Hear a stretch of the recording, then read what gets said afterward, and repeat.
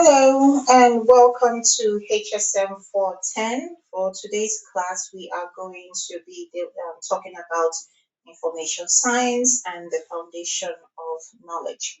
So we have a couple of learning objectives for this class. The first is to describe what the foundation of knowledge is and the foundation of knowledge model, what it is in the context of health informatics. Then going to differentiate data from information, and then finally we are going to discuss information science as well as information processing. So starting with the foundation of knowledge, what is it? So foundation of knowledge as a concept is seen as one of the building blocks for nursing informatics. And one of the reasoning behind this its being building block is because nursing science was described as the ethical application of knowledge acquired through education, research, and practice to provide services and interventions to patients to maintain, enhance, or restore their health. So, if you're looking at this definition and you're wondering how is this different from other healthcare professionals, the reason is because it's not.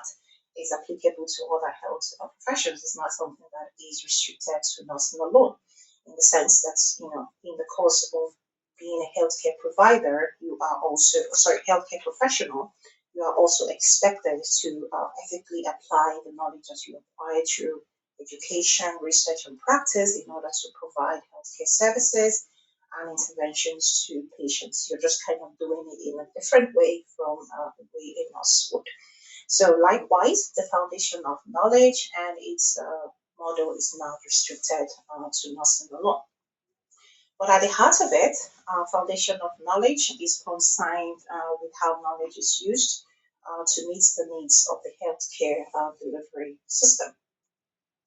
So this is the foundation of knowledge model. What it does, the aim of it is to aid healthcare professionals to understand the ways in which they acquire knowledge, they process knowledge, they generate new knowledge, they disseminate the new knowledge, and receive feedback on the new knowledge. And this happens in a loop, like it's very cyclical, and also, it doesn't necessarily go in the sense that it goes from acquire, process, generate, disseminate. Sometimes some of them is kind of skipped through. You could go from acquiring, receive feedback, processing, receive feedback. So it's something that happens in a loop, and depending on the context, it doesn't have to go through the entire steps.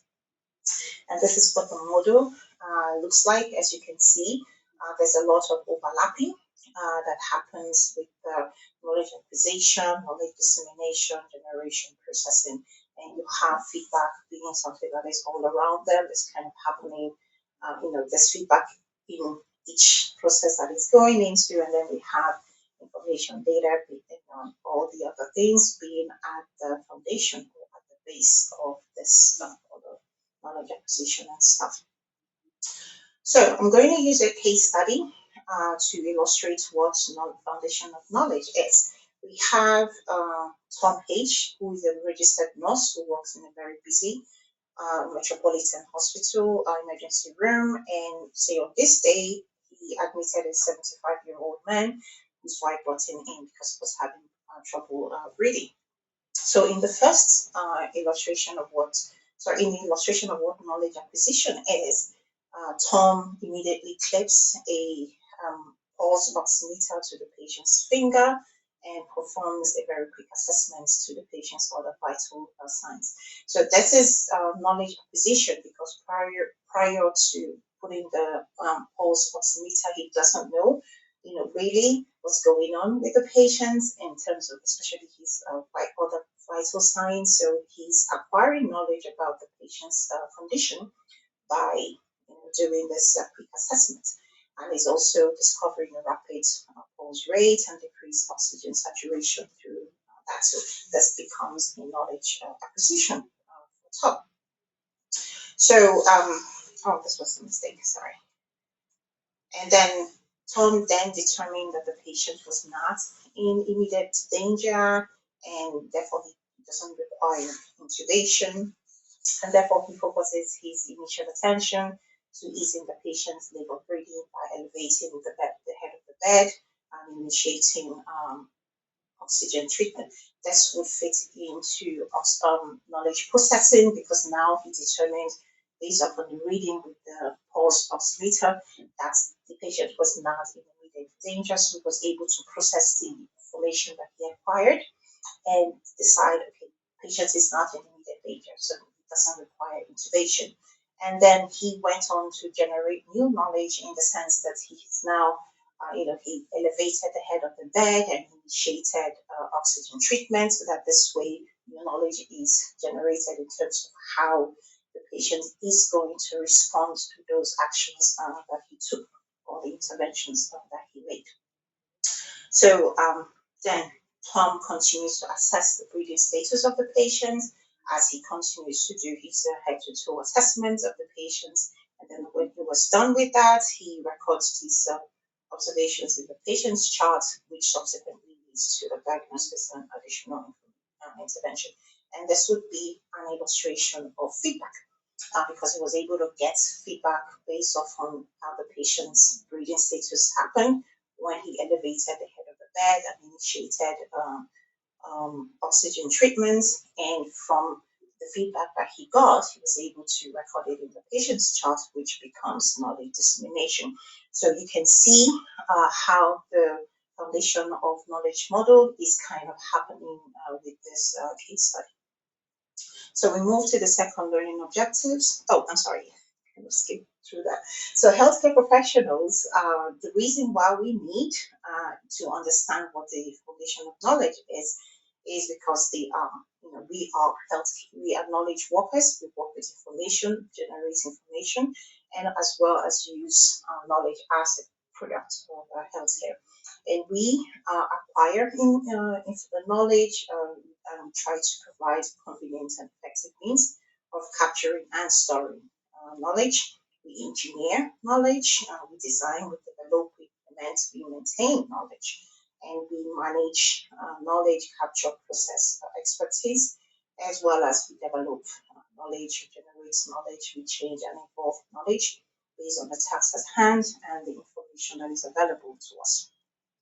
So, learning objective 2, we're going to talk about data versus information.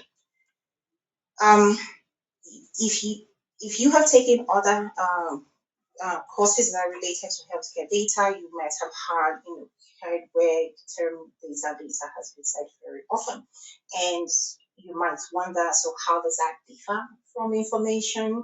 So to illustrate that, I'm going to show you an example, but just want to say by definition, data can be seen as raw facts, right? And information is seen as processed data that now has meaning. And I'm going to explain this. And also, information is seen as data that has been processed using knowledge. And if this is looking very weird to you, I'm going to explain further. So, you guys may be familiar. You might remember this table from HSM 375, where that should be module 2 or 3, where we talked about PICO, that's the trying to make sense of people. So, and in that class, we talked about how one can use research questions to generate data. And so, in one of the case studies that was in that class, there was this research question that asks, how do we know if Mediterranean diet is healthier for adults with history of heart diseases compared to vegan diet? And in order to answer this research question, the research study used metrics that was used to measure that, and the metrics that was used was, are there fewer records of hospital admissions for heart attacks for adults with history of heart disease if they are on Mediterranean diet versus if they are on vegan diet. So this would be an example of what facts is. Whatever comes from those metrics to help us answer the research question would become in itself raw facts, which is data.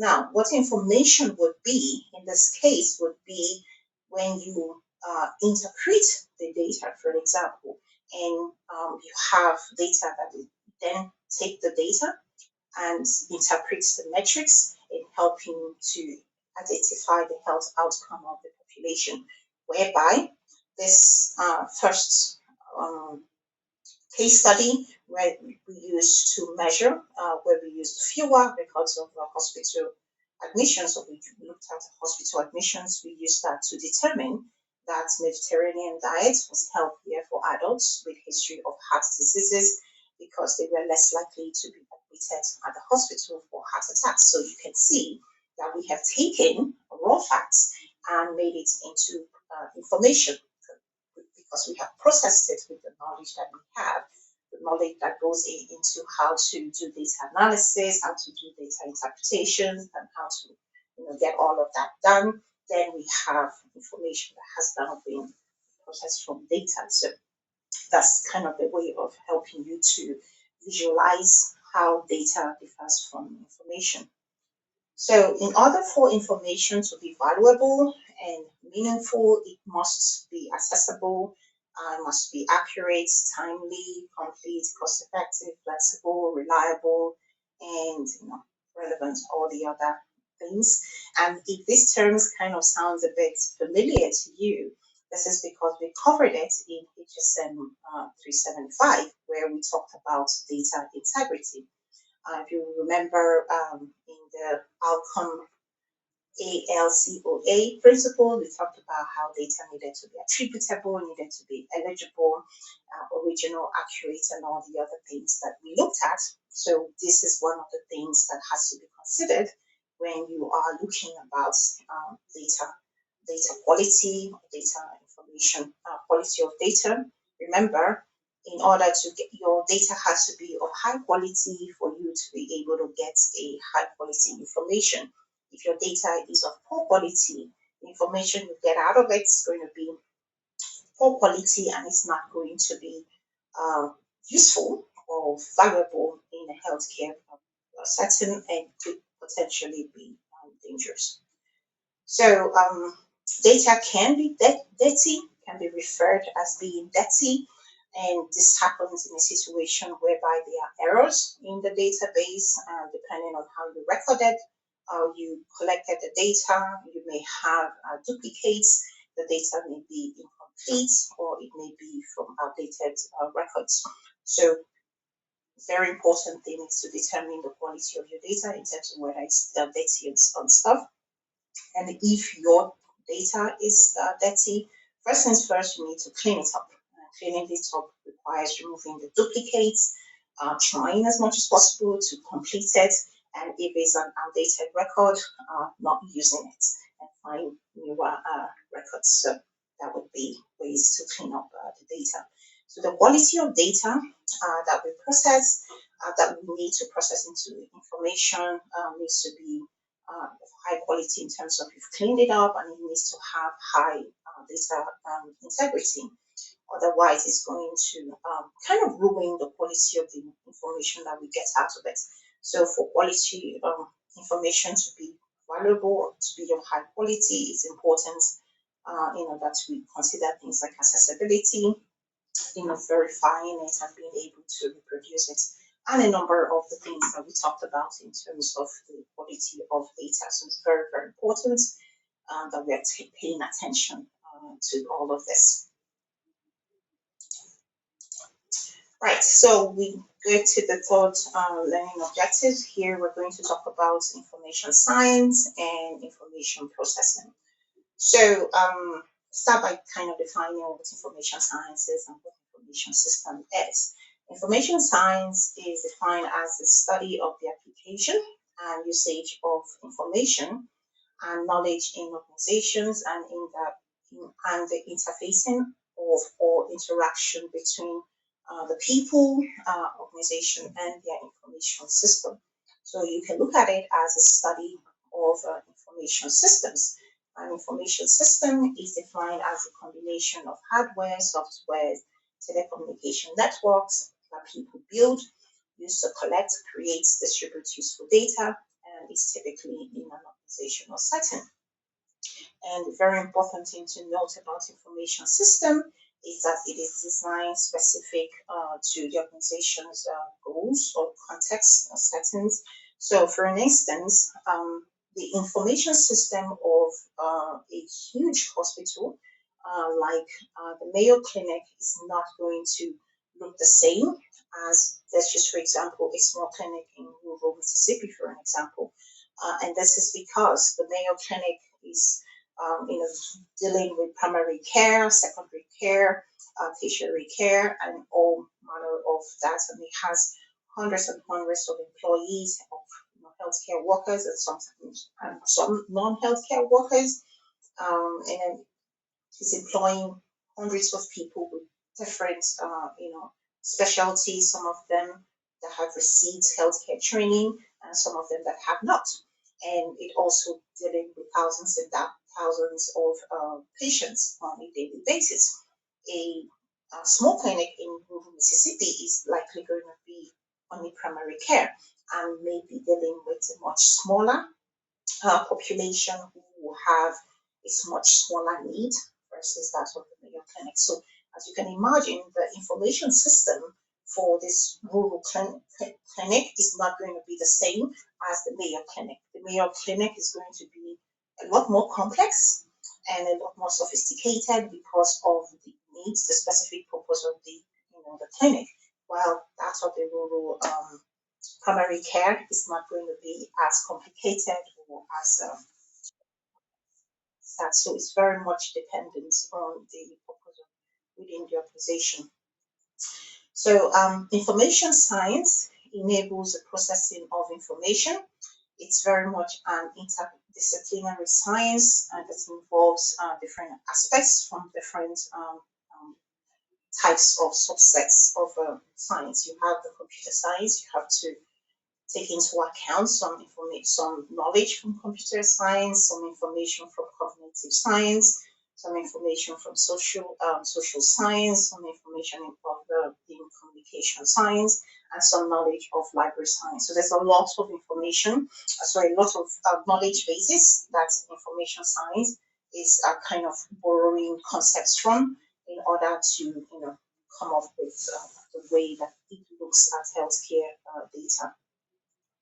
So information science, it deals with the obtaining, gathering, organizing, manipulating, managing, storing, retrieving, capturing, or disposing of information. So information processing in itself is how you are converting data information into manifest information. So you have information and now you understand with data, we are processing the data to give us information, but even within information, we are also doing some form of processing, which is information processing. And this is to convert latent information into manifest information. An example of a latent information is information that is not yet realized. Let's use, for example, you complete an assignment in HSM 410 and you get an A in it. There is information that you've used, that you were able to use in order to complete the assignment. And you got it in a good enough way, or did a good enough job of getting that information to do the assignment in such a way that you got an A. However, the context in which assignments are done in school are not um, directly the same as how it's happening in different places. And an example of how to illustrate that is when I was in elementary school, I was in high school, I can't remember, but a long time ago, there was a joke about how when you're being taught mathematics, it tells you 1 plus 1 is equal to 2. But when it comes to the exam, you have suddenly it's asking you 2 oranges plus 1.5 apples is equal to what? So the learning that you get with assignments or school education can be quite contextual. that does not necessarily mean that you know how to take that information into a real world application. And I remember another joke we used to tell in school was, what did I use trigonometry to do in life? But there's so many people who are using that. And that was because let's just for example, depending on what you learned, your use of trigonometry is not something that is required for you. But there's some people for which the knowledge that they learn from trigonometry, they go on to use it in their future careers. So that is where manifest information comes in. So it is obvious, it is clearly apparent. This is because now you have taken the information that you have learned and you're applying it to a different setting from where you have learned it. So you've taken all the concepts that's been taught in HSM 410 and other courses related to data management or data in general, and you're able to take all of that knowledge and convert it to manifest information that you then use to address some challenges that you face at work. So that becomes manifest information. So latent information doesn't seem so apparent or so realized. Manifest information is. So that's the way to tell the difference. So that's where information processing comes into it. So this is where we end for today's class. Please remember to use the Q&A board if you have any question that is related to the assignments or any aspects of this class. Do have a lovely day. Bye.